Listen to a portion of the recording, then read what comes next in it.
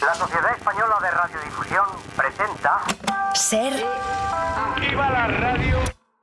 Podcast. Siempre.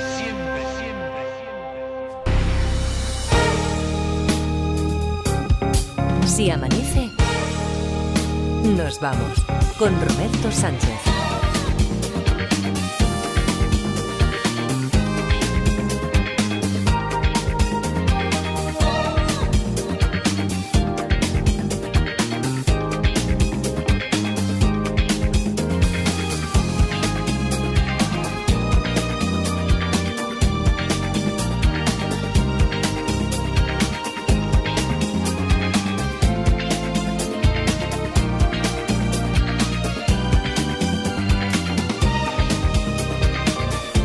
Cuatro y 5, 3 y 5 en Canarias. Saludos, señoras, señores, ¿qué tal? ¿Cómo están? ¿Cómo estáis? Muy buenas noches, bienvenidos, bienvenidas.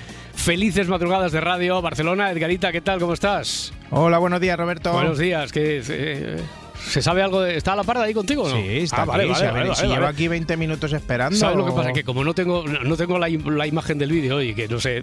Eso es Bustillo, que seguro que ha tocado, ha pisado un cable o lo que sea. Entonces no... Morelos, ¿qué tal? ¿Cómo estás? ¿Qué tal? Buenos días. Nada, aquí todo el mundo intrigado, no solo porque yo creo que vamos a acabar la serie sobre Charles Manson, hoy que tenemos... ¡Ay, qué bien! Hoy tenemos qué buena. Juzgado de guardia. No, mi amigo Charles Manson, mi amigo Félix. Le llama Charlie, ¿no? Y todo. Sí, no. Bueno, yo creo que hoy acabamos ya. Ojalá pudiéramos redondear todo y acabar la historia que nos tiene intrigados del juego de los detectives. La historia de la maleta de Laura. Ya sabéis, Luis había recibido una llamada de teléfono, preguntan por Laura. Laura es su mujer, Laura no está trabajando, le dice a quien se presenta como un taxista que asegura que acaba de llevarla al aeropuerto. Asegura, y quedó clarísimo aquí, que es así, que no está mintiendo y que es taxista y que todo eso. Que la ha dejado en el aeropuerto en la terminal de vuelos internacionales. Y el único teléfono que ha conseguido, por lo que sea, porque ha llamado a la empresa de Laura desde la que se había hecho el encargo del taxi, o porque se dejó allí el móvil y pone casa y llama, el único teléfono que tiene es ese, el fijo, donde le responde Luis. Luis se queda muy sorprendido y dice, no, eso no puede ser, porque ya le digo que mi mujer va a venir aquí, vamos, la estoy esperando, no creo que tarde, una hora como mucho, así. Es que yo le llamo, le cuento al taxista, porque además ha salido rápido del taxi y se ha dejado aquí la maleta. Le pregunta si puede abrir la maleta, la abre y al principio decía, lo que hay en la maleta todavía complica todavía más la historia, si cabe. Lo que hay en la maleta nos sorprenderá, porque ayer se descubrió, entre otras cosas, qué había en la maleta. En el capítulo anterior... ¿Hay armas? No. ¿Y guardaba una relación el taxista con...? Con Laura, no. Y el móvil no se lo deja a Laura, ¿no? No tiene mayor importancia para nosotros. ¿Puede ser que en la maleta haya documentos, por ejemplo, de alguna partida de nacimiento, de que ella esté buscando, ¿sabes lo que digo? Sea adoptada y esté buscando a sus padres o alguna cosa. No hay documentos de ese tipo, ¿no?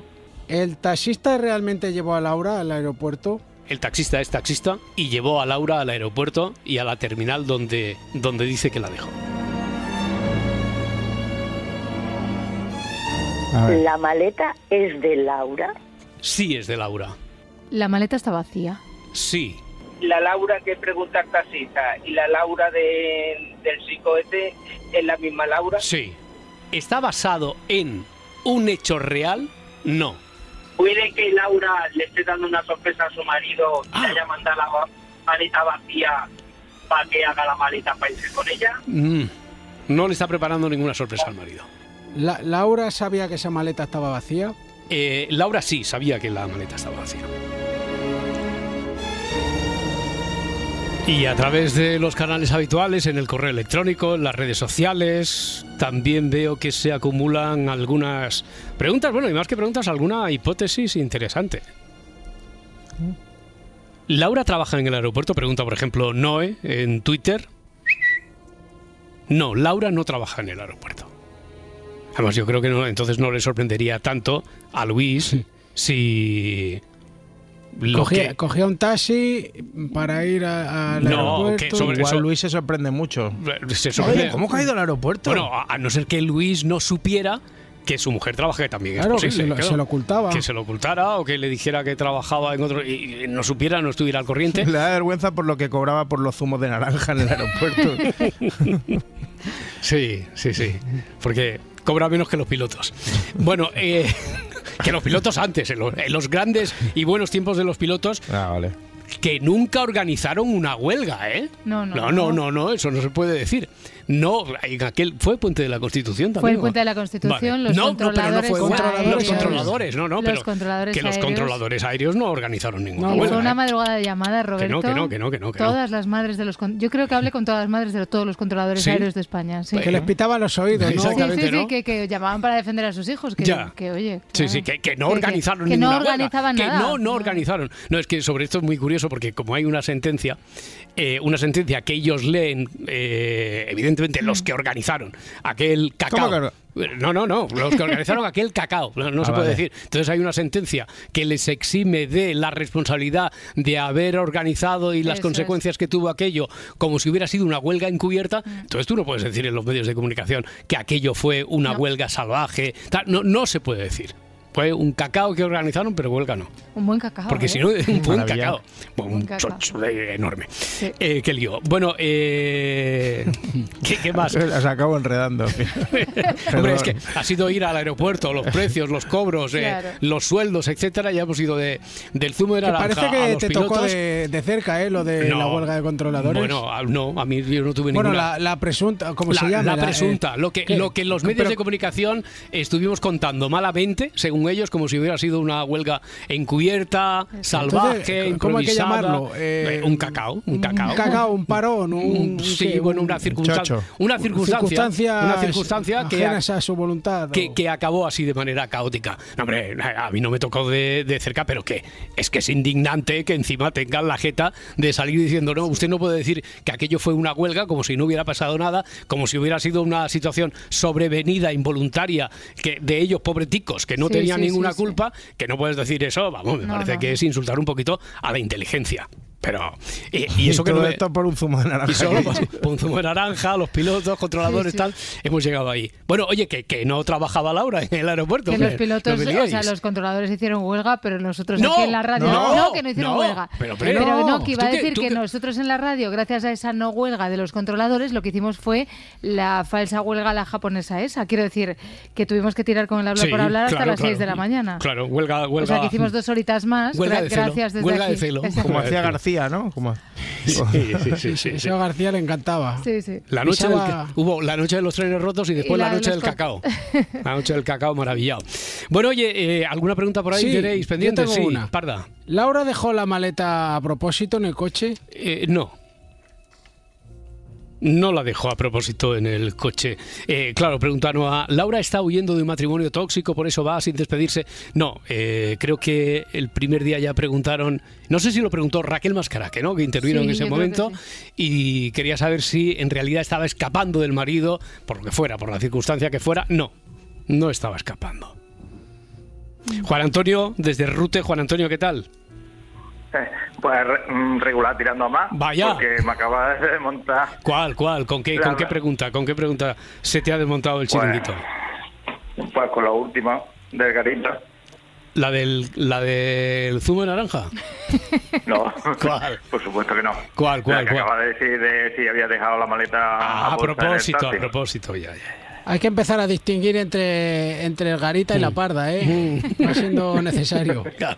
Era la parda. No, pero, oye, yo te... ¿A qué no se distingue bien la onda de claro, en la onda media... Que hay... La noche nos confunde. Hay compañeros en la radio, es más, compañeros que mandan en la radio que habían confundido, a veces, habían confundido a Edgarita con la Parda. Que pensaban que yo hacía todo. Además que todo estaba sincronizado para que se montara la voz de uno en otro y tal. Bueno, oye, que no se lo deja a propósito, Juan Antonio.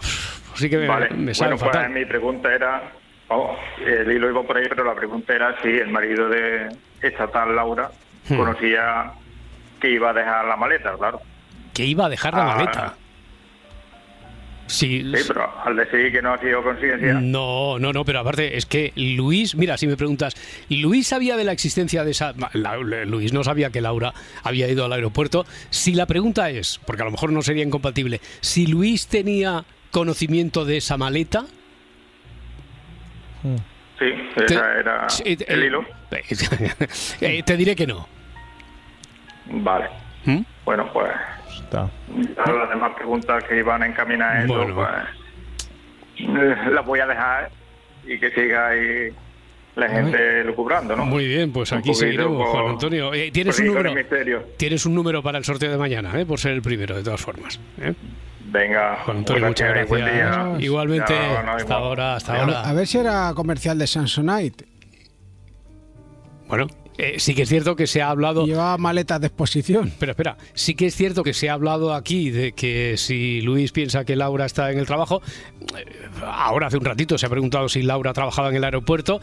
Creo que el primer día también se preguntó si antes de saber que estaba vacía, si en la maleta llevaba productos de la empresa o que fabricara la empresa en la que trabajara o que fueran muestras de... Y dijimos que no, claro, porque ahora sabemos que está vacía.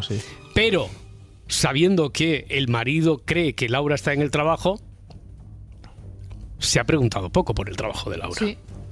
Si la duda es esta, si a lo mejor la propia maleta era una muestra, porque fuera comercial de una marca, como Samsonite,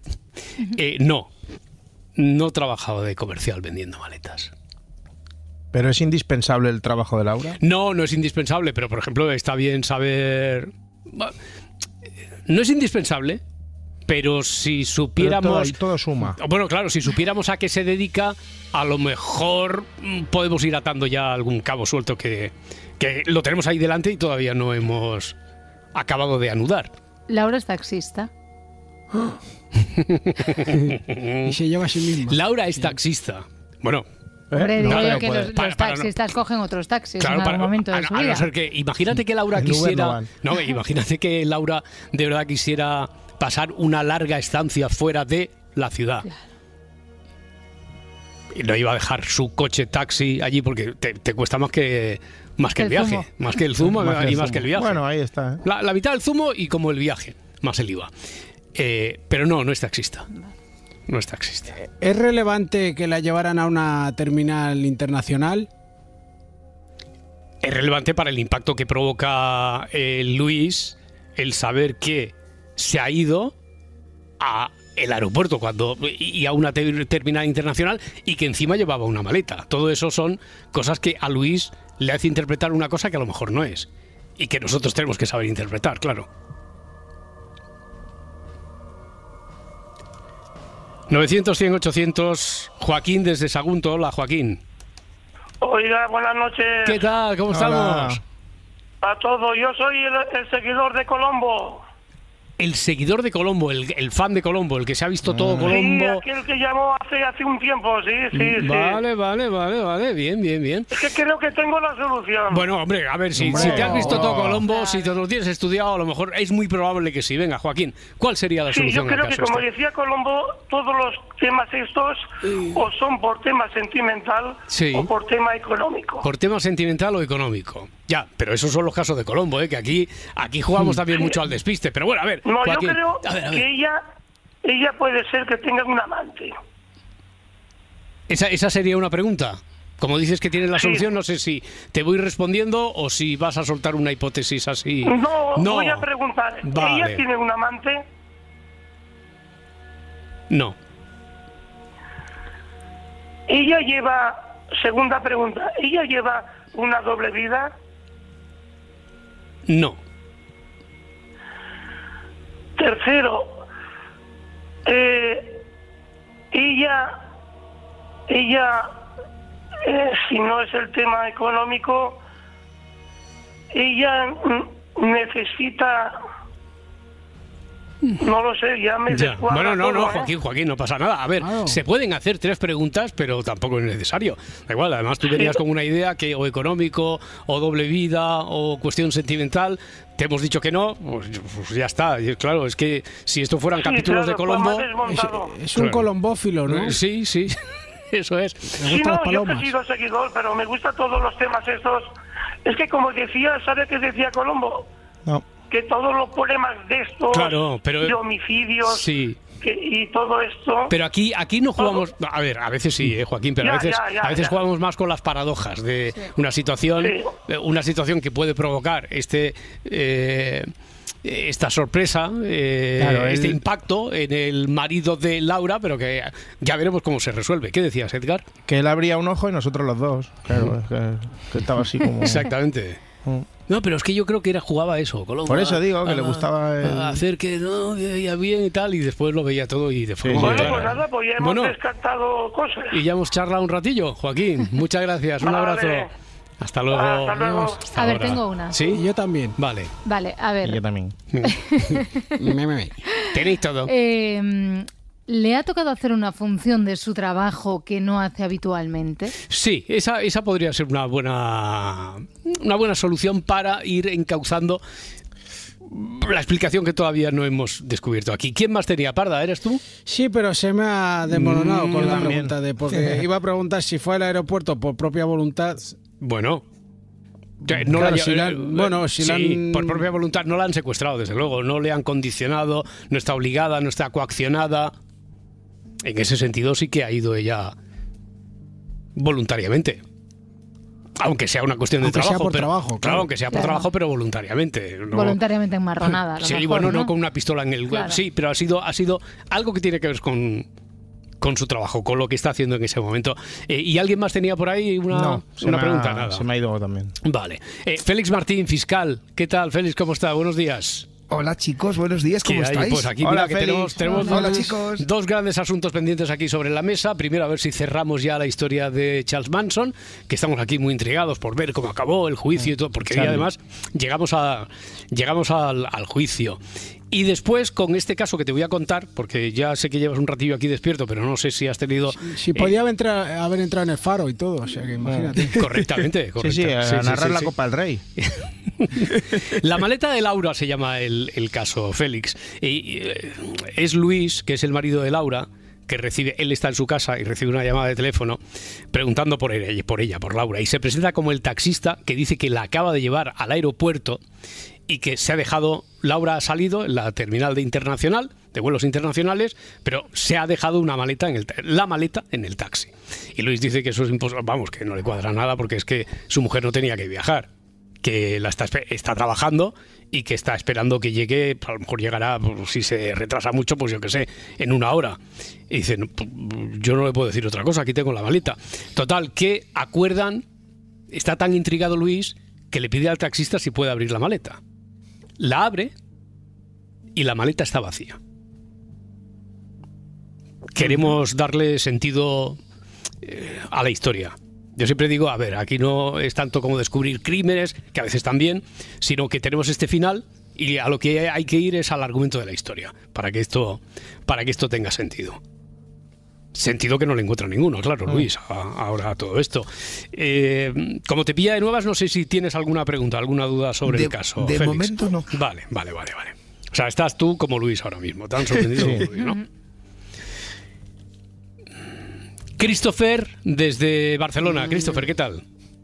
Hola, buenas noches. ¿Qué hay? Buenas. Cuéntame.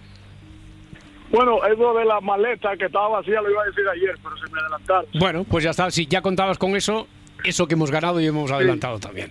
Entonces, estando vacía, ¿qué sentido tiene todo esto? Una pregunta. Bueno, tengo tres. Una va conforme a la otra. ¿Laura trabaja en el aeropuerto? No trabaja en el aeropuerto. Mira, Neko acaba de hacer una pregunta a través de YouTube, nos ve, dice, ¿Laura y su marido son espías y la maleta vacía es algún tipo de mensaje, código entre ellos? Oh, qué buena esa.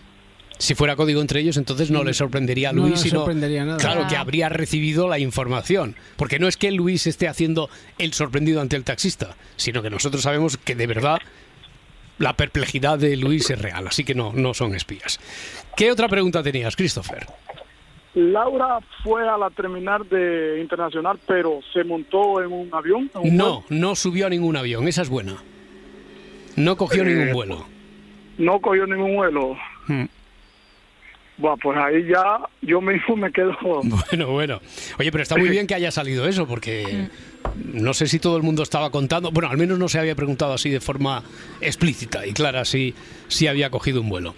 Christopher... Claro, porque ya la tercera pregunta sería si Laura es... Bueno, si se hubiera montado en un vuelo, la tercera pregunta sería si es del país, o sea, si es de otro país. Pero Laura, nacionalidad de otro país. Carece de importancia.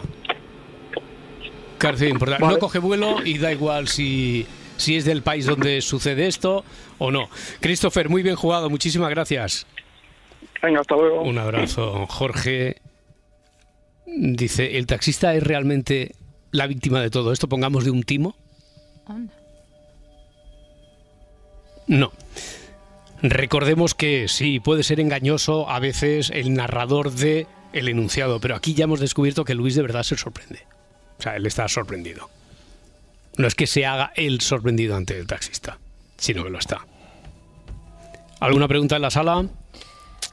A ver, es que no sé cómo se llama esa gente, pero es Laura. Ya. Ah, vale. No, pero es Laura de Toberrolo. Peatones y personas, ¿no? Es Laura en esta ocasión, porque como dije antes, yo creo que es una función que no le correspondía a ella, de esas personas que va al aeropuerto con un cartelito que pone Roberto Sánchez.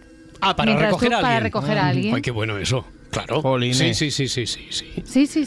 No es porque tenga, a lo mejor no es su trabajo, porque si no le sorprendería a Luis, pero que a lo mejor le hayan dicho, tienes que ir a recoger a este cliente. Vale, pero ¿y la maleta? Pues porque a lo mejor el cliente se le ha roto la maleta y es una empresa así de lujo y le tiene que llevar la maleta. Pero como ya no está acostumbrada a hacer ese trabajo, pues... Ya.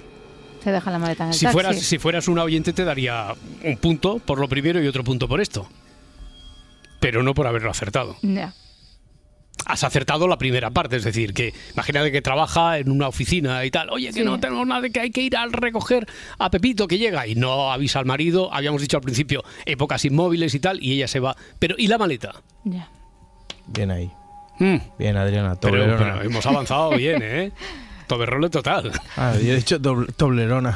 Bueno, no, es que al final con el tiempo las palabras van degenerando. O sea, si no seguiríamos hablando latín. O sea, lo que es el toberrole al final será Toblerone, ya verás. Uy, Dios te oiga. Qué rico. Carlos en ruta por Madrid. Carlos, ¿qué tal? Hola, buenas noches. ¿Qué hay? ¿Te cuadra todo eso que acaba de adivinar aquí la inspectora Morelos o no?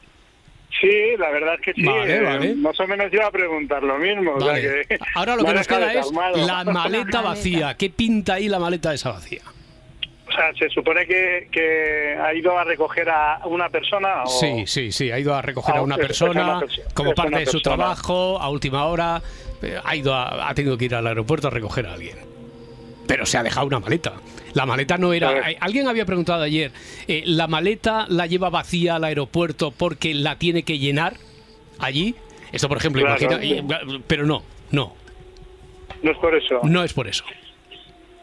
Y no es porque la persona que fuera a buscar tuviera la maleta, necesitara una maleta. No, eso es lo que eso es lo que pensaba Morelos en la segunda parte de su pregunta hipótesis, pero no es porque supiera que la persona esta necesitaba una maleta. Ya. Bueno. Pues no sé, me desarma un poquito. Sí, tenía varias cosas que se han preguntado que eran buenas, pero no, al final me queda sin... Bueno, Carlos, vamos bien encaminados ahora mismo, ¿eh? Una vez que sabemos ya, le damos sentido. Ya sabemos más cosas de las que sabe Luis. Porque estaba, por ejemplo, Pobre Luis. Claro, Luis dice, ¿una maleta? Encima lleva una maleta, ¿dónde va ahora? Está. Carlos, buen viaje, muchísimas gracias. Vale, muchísimas gracias a vosotros. Un abrazo, hasta luego, buenas noches. Tengo una. Sí. ¿Laura llevó la maleta vacía desde su trabajo? Sí, no, pues claro, se supone que si ha cogido el taxi desde su trabajo para ir al aeropuerto y la maleta... Otra duda, que no sé si lo ha preguntado alguien, es si el taxista se había confundido y la maleta en realidad no era de Laura. Pero como hemos dicho que Laura es consciente de que lleva la maleta y la maleta está vacía, sí, yo creo que es lógico que cuando ella se subió, si coge el taxi en la puerta de la oficina de su trabajo, pues es lógico pensar que es allí donde... Por eso el taxista es consciente de que la maleta esa es de Laura y la lleva ya en el portaequipajes, claro. 4:29, 3:29 en Canarias. Nada, ni un fiscal soluciona esto. No. Una pregunta. Sí. A ver, ¿la maleta lleva algún mecanismo oculto? No. Anda. No lleva ningún mecanismo oculto. Voy a leerla otra vez desde el principio. ¿Os acordáis que... Bueno, esto va a ser para muy, muy, muy cafeteros, pero ¿os acordáis que al principio la historia era la maleta de Ana? Pero algo en mí dijo, no, vamos a quitarlo de Ana. Lo excusé diciendo, no, vamos a poner de Laura porque así cuando llame y entonces Luis le diga, no, Laura no está, parece lo de la canción y tal, pero eso es mentira. No era por eso. Quité lo de Ana y puse lo de Laura por algo que los muy, muy, muy cafeteros... También por otra parte, alguien había preguntado, ¿está basado en un hecho real? En un hecho real, sí, no. Yo pregunté. Vale, sí, por eso. Pero cuando preguntáis, ¿está basado en un hecho real? Si yo digo no, es que no está basado. Pero si digo en un hecho real no, a lo mejor es porque está basado en otra cosa. Estoy especialmente generoso ahora. ¿Está basado en una serie? Sí. Está basado en una serie. Ay. Isabel está en la gasolinera de Vigo, está haciendo guardia allí esta noche, escuchándonos. En el ratito que le deja, bueno, una vorágine ahora de actividad a esta hora, ¿verdad, Isabel? ¿Qué tal? Pues no, nada. Buenas. ¿Cómo estás, Isabel? Muy bien, ¿y vosotros? Pues aquí intentando descubrir esto, para acabar, para dejarlo redondeado, que mañana le dejo aquí los trastos, como mañana es fiesta, a mí siempre me dicen, oye, las fiestas, ¿qué? Si es que si no me dejan. Pero es que no me dejan. Pero a ninguno de los jefes se ponen los de seguridad en la puerta y se ponen flamenquillos. Dice, ¿tú no te acuerdas cuando estabas en la ventana y era Francino a quien no le dejábamos y tenías que ir tú? Pues no puedes, que tiene que venir la Morelos. Y todos quieren venir, ¿eh? Todos los jefes vienen y todos, a veces carga la policía y todo. La única que a veces lo consigue es Barceló. Sí. Pero mañana ni eso, mañana ni la Barceló siquiera, porque es el día de la Constitución y esto aquí tiene como cierta formalidad folclórica, ¿sabes? Y entonces, yo tampoco. No, tú tampoco puedes, ¿no? Tampoco quieres. Bueno, Isabel, oye, que digo que me gustaría acabar esto, tal, dejarle una historia así que empezara la Morelos con la que ella quisiera y no dejarle en herencia a esta y todo, y después acabarlo de Charles Manson, así que, a ver, Isabel, ¿tú qué crees? Está complicado. No, venga, va, inténtalo. Vamos a ver, ella dejó la maleta a propósito, porque como es una tarea que se supone que a ella no le pertenece, ¿no? No la dejó a propósito.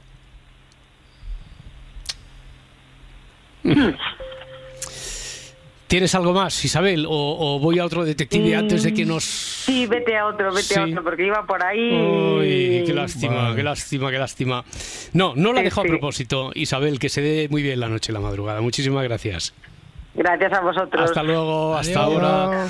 Lo digo porque en ese propósito, a ver, Ángel de Toledo acaba de llamar, a lo mejor ha sido porque ojalá se le hubiera encendido la lucecita con eso de que se estaba basado en una serie y tal. Bueno, ahí se han inspirado para tirar del hilo y hacer la historia, los guionistas. Ángel, ¿qué tal? ¿Cómo estás? ¿Qué tal? Buenas noches. A ver, explicamos lo de la maleta de alguna forma. ¿Tú crees que tienes ya...? Supongo yo que quizás quiera decir a su marido, ¿no? O su pareja. Sí. Que le deja la maleta como diciendo, oye, que te largues de aquí. No. Vale, entonces no encaja, no va por ahí, Ángel, qué lástima. Te vas a quedar con la historia para mañana, Morelos. Ya veo. Sí. Oye, qué entusiasmada te veo. Oye, ya veo, ya. Es una de las mejores historias que han hecho los guionistas en los últimos tiempos. Sí. Si supieras además en la tontería, pues la tonta que se han pasado. Sí. Ángel, muchísimas gracias. Gracias a vosotros. Que vaya bien, hasta ahora. Oye, pues nada, 2 minutos y seguimos, pero para abrir enseguida el juzgado de guardia y acabar con la serie sobre Charles Manson.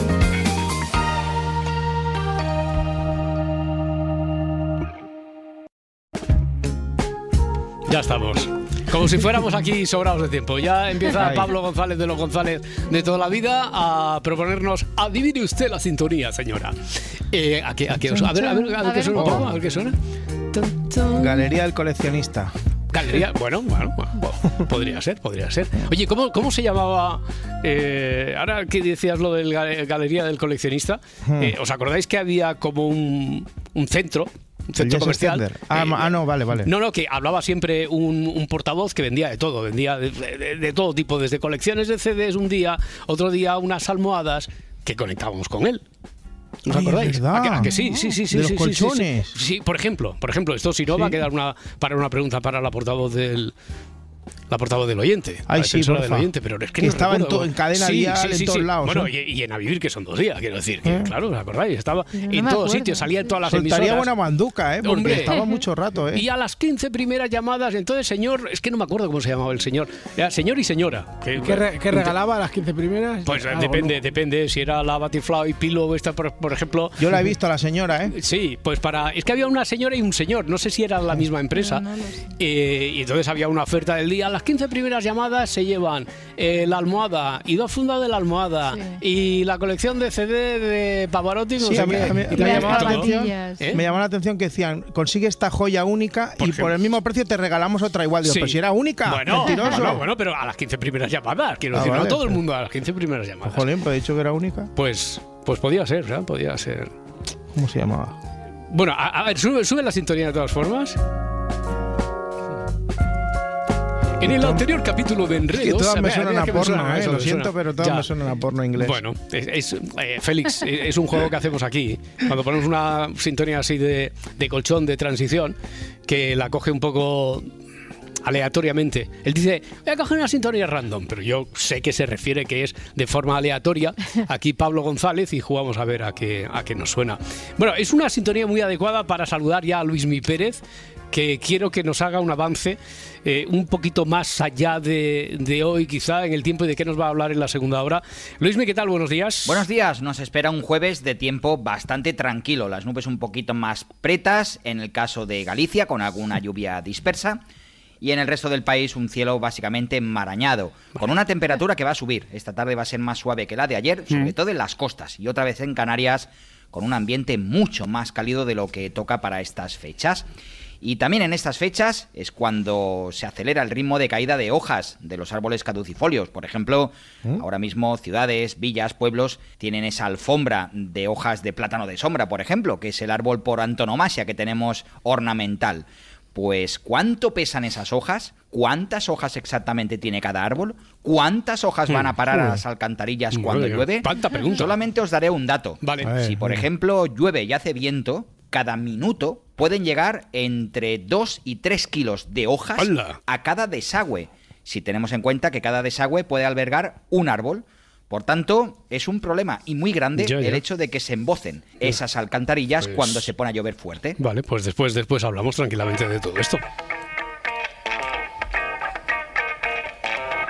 Bueno, pues decíamos, Félix Martín, fiscal, ya saludado, muy despierto. Félix, continúas por ahí, ¿verdad? Aquí estoy, chicos. A ver, nos estamos preguntando ya desde esta sería la 4ª semana que entramos en el asunto, en la vida, en la historia de Charles Manson. ¿Quién fue este personaje realmente? Hoy vamos a terminar el viaje que iniciamos, como digo, hace 3 semanas, que nos ha permitido recorrer la vida de Charles Manson, a la vez que viajábamos a los convulsos y apasionantes, por otra parte, años 60 en Estados Unidos.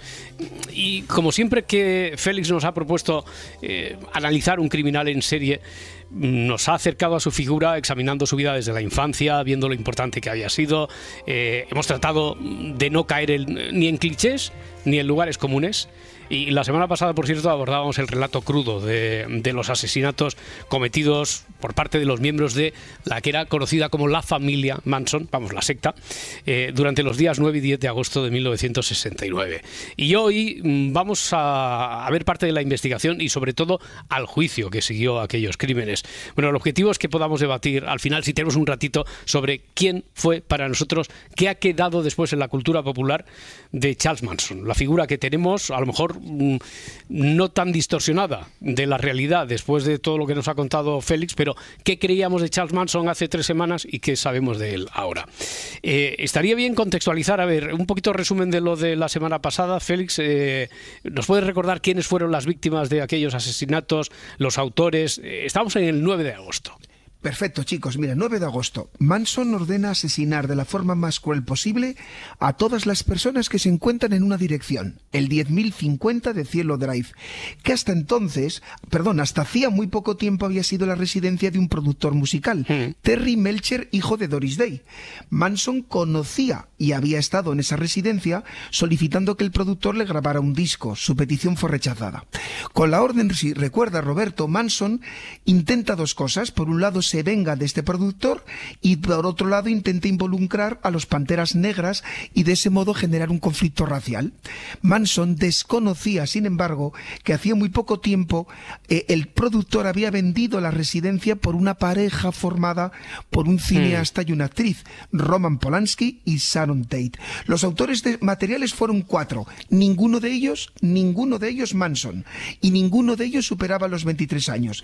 Ted Watson, acompañado de 3 mujeres leales a Manson: Susan Atkins, Linda Kasabian y Patricia Kremplickel. Los muertos fueron 5 personas, incluidos Sharon Tate, embarazada de 8 meses. Roman Polanski, sin embargo, si recordéis, salva su vida al estar buscando escenarios para el que va a ser su próximo rodaje en Londres por la película El Día del Delfín. Y recordamos también, por último, de estos crímenes, que la escena fue brutal, no solo por el número de puñaladas, sino también porque intentan, en esa finalidad de culpar a otras personas, escribir con sangre la palabra pig, cerdo, para tratar de engañar a los investigadores. Parecía que era un señuelo, desde luego, para despistar. Bueno, esto el 9 de agosto. ¿Qué pasó? ¿Qué crímenes se produjeron al día siguiente, el día 10? Manson intenta una escalada en el crimen, quiere dar un empujón a la sensación de shock y pánico que va a tener la sociedad californiana por los crímenes del 9 de agosto y decide elegir de manera aleatoria una casa cercana a donde se han cometido los crímenes anteriores y ejecutar cruelmente a sus moradores. Aquí, a diferencia del crimen del 9 de agosto, decide acudir presencialmente y, si bien no se mancha las manos, sí ordena en su presencia que se ejecute a los moradores. El propio Manson es quien va allí a dirigir la operación, para entendernos. Efectivamente, va Manson junto con los 4 autores del crimen de Sharon Tate, a los que se suman otras 2 personas, Leslie Van Houten y Steve Dennis Grogan. ¿Y quiénes son las víctimas aquí? Un matrimonio formado por Leno y Rosemary LaBianca, él un ejecutivo de supermercados, ella propietaria de una tienda de ropa. El escenario del crimen son 50 puñaladas y con la sangre de ambos escriben en las paredes, fíjate Roberto cómo lo tratan de enlazar con el crimen anterior, War, guerra, o el ya conocido Helter Skelter en un frigorífico. Ya, esto sin solución de continuidad, cuando estaba desde luego impresionada la sociedad americana, la californiana sobre todo, pues un día pasa lo de Sharon Tate, al día siguiente esto. ¿Cómo reacciona la sociedad? ¿Qué se cuenta? Esto me ha encantado estudiarlo, en el sentido de que creo que es uno de los estados de shock más estudiados de la historia. Muchos autores, de hecho, consideran que los años 60 norteamericanos mueren con estos asesinatos. En un interesantísimo artículo de 1999, escrito por Rocío Ayuso en El País, con ocasión del 30 aniversario, pone 5 ejemplos que me parecen muy interesantes. Fijaros, Primero, se modificó el rumbo y comenzó el decaimiento de la cultura hippie californiana y la forma en que hasta entonces era percibida la generación del amor libre y las drogas. En segundo lugar, cambia para siempre el acceso a los famosos, que a partir de este momento, no hasta ahora, es cuando cierran las puertas de sus mansiones, ponen rejas, las fiestas solo son por invitación y empiezan a rodearse de ejército de guardaespaldas que limitan el contacto del famoso con el exterior. La histeria hace que, por ejemplo, personas como Frank Sinatra decidan esconderse durante un tiempo en paradero desconocido. Mia Farrow, pensando que había sido la actriz protagonista de la película La semilla del diablo de Roman Polanski, no acude ni siquiera a la víctima, al funeral de Sharon Tate, pensando que ella va a ser la siguiente por el maleficio de la película. Y fijaros este dato, Una tienda de armas del barrio de Beverly Hills, acostumbrada a vender 2 o 3 armas al día, pasó a vender 200 armas diarias en los siguientes días. Aquello fue un punto de inflexión, desde luego. La cultura así de tener armas en casa. En California, que era una de las zonas menos armadas hasta el momento, en Estados Unidos en general, la tensión duró los 4 meses que duró la investigación policial, que llevó hasta la detención de Manson. ¿Nos puedes concretar algo de ¿Cómo fue esa investigación policial, Félix? Lo que os puedo decir es que tenían una presión pública, por lo que he visto, impresionante. La policía tenía que resolver y detener a los autores, que las teorías conspiranoicas, como la de la maldición de la semilla del diablo que hemos visto otros, circularon al máximo. Aunque no hubiera redes sociales, había aunque no hubiera. Teorías conspiranoicas. Sí. Nos daría para 7 secciones, pero como muchas de ellas se reproducen en el juicio, si te parece, Roberto, venga, cuento algunas de ellas cuando entremos en el juicio. Vale, pues sí, vamos al juicio, que además creo que incluso tenemos alguna sorpresita por ahí. Venga, entremos entonces en ese capítulo. Félix. Vale, mira, me he obsesionado tanto, estoy absolutamente obsesionado, chicos. O sea, me he quedado lo sé, súper obsesionado con el asunto. Doy fe. Entonces, ¿sabéis lo que me obsesionaba? Digo, jolín, a ver si puedo traer a Roberto y a los oyentes cómo se estaba contando en la España de la época. Imagínate la España cateta y conservadora y tradicional de la época. Esto lo dice Félix desde el cariño. Un abrazo. Desde el cariño. De cómo era España en esa época. La España garrula. Bueno, parte. Ahora cuando hablábamos de la América profunda, la que vota Trump y tal, pues bueno, la España profunda, que todavía queda algo también de elenco, rezuma algo de aquello, porque en los años en los que estamos, final de los 60, había mucho de esa España en blanco y negro. ¿Y cómo se contaba entonces? Pues fíjate, me puse a bucear en el archivo de Radio Televisión Española, que es una joya, y encontré, vais a flipar, cómo lo contaba Jesús Hermida. Jesús Hermida desde allí, desde Estados Unidos. Desde Estados Unidos para las noticias de Televisión Española de la época. ¿Qué te parece, Roberto? Hombre, y lo he conseguido. Vamos a ver, un par de minutitos de Hermida desde Nueva York. Jesús Hermida, Televisión Española en Nueva York. Quisiera mostrarles a ustedes hoy un rostro que a estas horas ya es mundialmente conocido, el de Charles Manson. Para la revista, Charles Manson es el hombre más peligroso de cuantos existe. Vivo, naturalmente. Un poco de sensacionalismo, ¿verdad? Lo malo es que el fiscal del distrito de Los Ángeles tiene de Manson una opinión muy parecida a la que mantiene esta revista. Ahora me gustaría que se fijasen ustedes en lo más particular del rostro de Manson. Tiene en sus manos la revista Rolling Stones. No son ojos naturalmente claros y serenos como los del Madrigal, sino, según cuentan también, son ojos hipnóticos. Y por si fuera poco, Manson ha añadido al poder de esos ojos hipnóticos algo en su frente, una X de sangre. Pero ni los ojos ni la X han conseguido que una de sus compañeras cediera a la tentación de callarse lo que sabía. Una de sus compañeras ha puesto a Manson en el cepo. No más empezar el juicio en Los Ángeles, y el mismo día en que comenzó la declaración de una de las testigos principales, Linda Kasabian, según dicen aquí, algunos miembros del grupo Familia Manson, que todavía andan por ahí, trataron de convencer a su amiga Kasabian para que no acusara a Manson.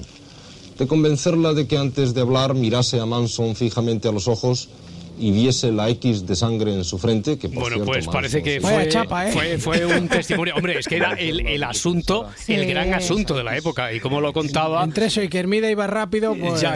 El flequillo así cabeceando, qué grande. Deteniéndose, pues da mucha información, en este. Lo que pasa que, claro, lo dotaba todo de cierto arte literario, con esos ojos, por ejemplo, hipnóticos y la cruz de sangre en la frente, la que me parece que no fue muy revelador para el jurado, para quien tuviera que decidir, ahora nos lo contará Félix, sino que fue el testimonio de esta testigo, de una de las miembros de la familia, ¿no? Que imagino que fue clave, porque, a ver, ¿en qué pruebas? Es un testimonio de Hermida buenísimo, el que has encontrado, Félix. ¿En qué pruebas se apoyó el fiscal para sostener la acusación contra Manson y contra los miembros de su secta, contra sus secuaces? Vamos.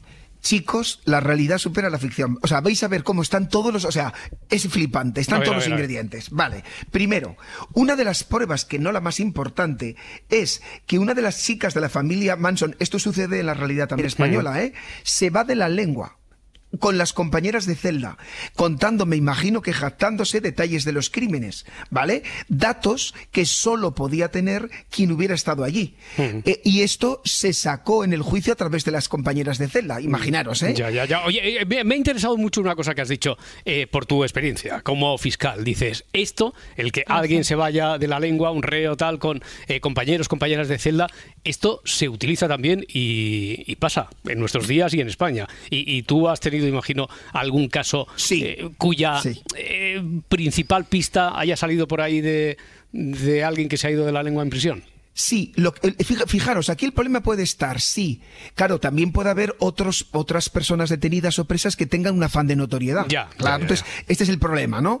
Pero imaginaros que esta persona detenida que dice que le ha contado algo, el sospechoso, cuenta algo que es imposible saberse. Claro. Entonces, ahí sí que tiene valor, ahí sí que puede tener valor ese testimonio. Entonces está la que larga, Susan Atkins, que es poco discreta, y después parece que hay una testigo, la testigo estrella de la que habla tanto Jesús Hermida en esta crónica, que es la que dice Kasabian o Kasabian, como dicen por aquí.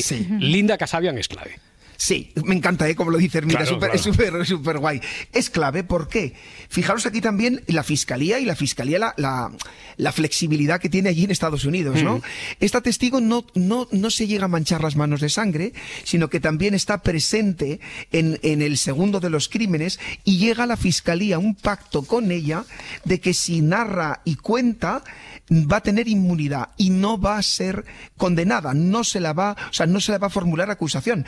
Y esto es lo que hace, decide contar con pelos y señales lo que ha pasado por un pacto de inmunidad. Un pacto de inmunidad absoluta, quiero decir, no rebajar en parte, no negociar. ¿Esos pactos de inmunidad así absoluto son posibles en nuestro país, aquí en España, o no? Esto me lo han preguntado un montón de veces cuando me toca dar conferencias, y suena muy peliculero, pero no. Nada. En España no. Se puede en determinados delitos que dice la ley. Fijaros aquí, es la ley la que marca en qué delitos, por ejemplo, tráfico de drogas, por ejemplo, o terrorismo, sí cabe una importante rebaja de pena, además, si se dan dos requisitos: que la persona afectada abandona voluntariamente esas actividades delictivas, y dos, colabora activamente con la autoridad para obtener pruebas o para impedir el delito. Pero lo que puedes obtener es rebaja de la pena, nunca inmunidad. Bueno, por una parte tenemos Susan Atkins, que se va de la lengua en prisión. El pacto con esta testigo de inmunidad absoluta, pero el fiscal del juicio, para sostener, porque creo que sostuvo la acusación del propio Charles Manson, ¿en qué se basa? Porque ni siquiera está en los asesinatos del día 9 de julio. En los del 9 parece que no se demuestra que él se manchara las manos de sangre. Y en el del día anterior es que ni estaba. La verdad que es un personaje el fiscal, luego ya hablaremos de él. Es un personaje también que se hizo además muy famoso. Fijaros, él tenía, como tú muy bien dices, Roberto, lo tenía muy difícil, y lo que usa es la teoría de la autoría intelectual, o la autoría mediata, que también se llama, es decir, explicar que Manson se sirvió de otras personas para cometer el delito que él quería cometer. Por tanto, es el fiscal el que reveló al público la teoría de la canción Helter Skelter, que se convertía, según su visión, y se encargó de difundirlo en la televisión y en todo, en el motivo principal para los crímenes, ¿vale? Y él fue el que defendió y triunfó su teoría de lo que había en el fondo era una finalidad racista de Manson, y que el odio, quería despertar el odio con el encadenamiento de los dos crímenes. Pero además... Oye, perdona, antes de que la autoría intelectual, mediata, como decías, ¿se puede penar igual que si... Igual, de la misma manera? Sí, mira, si tú mañana... Te voy a poner un ejemplo. Tú mañana llamas a un mercenario extranjero para que mate a otra persona, tú eres el autor intelectual. Y vas a responder exactamente igual. De la misma manera que si hubiera disparado yo. Sí, la dificultad muchas veces es que tú llegues a probar esa relación intelectual. Eso es lo difícil. Para hacerlo, no sé si fue en esa misma línea, decías que sacó también otro testigo estrella. Sí. ¿Os acordáis que contamos, como aquí ha habido tantas cosas, que todo empezó la actividad delictiva porque se dedicaban al tráfico de drogas, y en un intercambio de droga tuvieron problemas con un traficante al que había disparado? Pues aquí... Que era rencoroso el traficante. Rencorosísimo. Y Manson, que muy listo no es, como casi todos los malos, lo que pasó es que pensaba que este traficante estaba muerto y no lo estaba. Y también pactó con la fiscalía y apareció en el juicio y explicó al jurado pues todo todo lo del tráfico de drogas y que Manson era el líder de la otra banda y que la había intentado matar. Con lo cual, ya el jurado visualizó a Charles Manson como también ser capaz de matar por sí mismo. Lo cual es muy importante, para un jurado, cuando tú consigues esa victoria psicológica, que vean que el culpable es algo más de un gurú, ¿sabéis lo que os quiero decir? Sí. Fue una victoria bastante importante. Bueno, es que te quedabas corto cuando decías este caso, esta historia, el juicio, tiene todos los ingredientes. Estaba pensando, Edgar, Parda, Adriana, si esto nos lo cuentan en una película y no sabemos que está basado en hechos reales, es decir, que aparece ahora el narcotraficante que tenía resquemor, que creían que incluso había una escena de la película donde nos lo habían dado ya por muerto y aparece y dice, hombre, esto es culebrón pues y no se lo cree nadie. La Parda menos, ¿verdad? La Parda, estas cosas no cuelan. Yo desconfío mucho de estas cosas, sí. Claro. Yo no podía dormir, O sea, he estado tan flipado con la historia es que no podía dormir. Espérate que te vas a flipar, no sé. Yo creo que aquí hay tantas cosas, no vamos a acabar hoy. No vamos a acabar hoy, así que con tranquilidad lo que nos queda, porque creo algo te he intuido que vale, sí, el fiscal fue un fiscal estrella, la figura de ese juicio, pero que con la estrategia que llevó a cabo no estás tú muy de acuerdo. Como fiscal debes tener razones para no estarlo. ¿Por qué? Creo que ya me conocéis por dónde voy a ir. Claro, yo creo que el fiscal es muy fácil ver las cosas a posteriori, aprovechó para hacer muchos juicios morales contra la comunidad hippie y sobre lo que significaron las cosas de los años 60, ¿no? Muchas de sus intervenciones, en mi opinión, por lo que he leído, iban más pensando en la sociedad que seguía el juicio. Imaginaros, si nosotros estamos estupefactos, imaginaros en la época. O sea, la gente paraba de hacer sus cosas por leer y ver la tele de lo que pasaba en este juicio. Y, de hecho, hablaba mucho de los 60, de los hippies, y es verdad que terminado el juicio poco después, colgó la toga, publicó un libro, esto es muy americano, ¿verdad?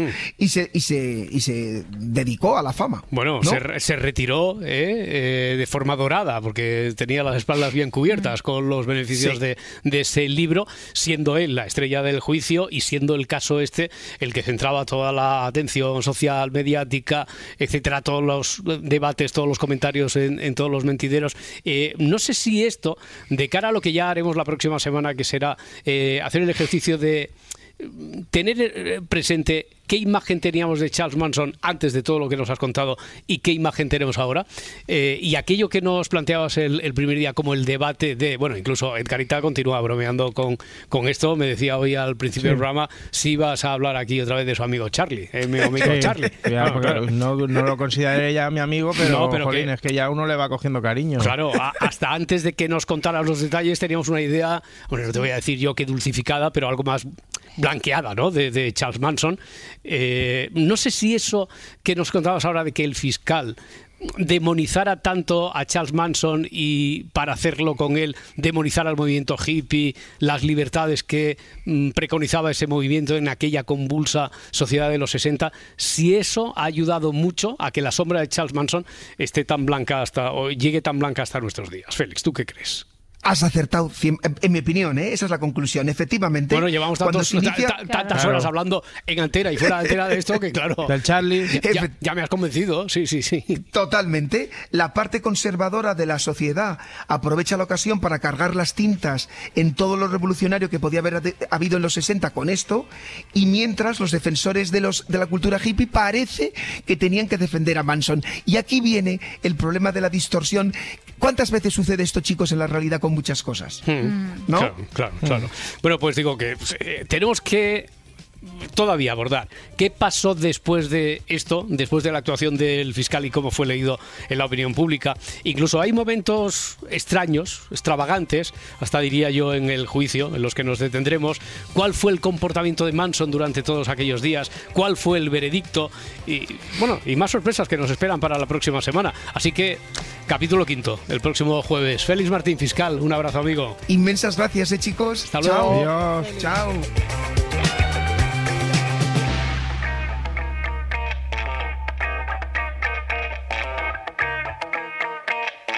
Si amanece, nos vamos. Cadena SER. Para no perderte ningún episodio, síguenos en la aplicación o la web de la SER, Podium Podcast o tu plataforma de audio favorita.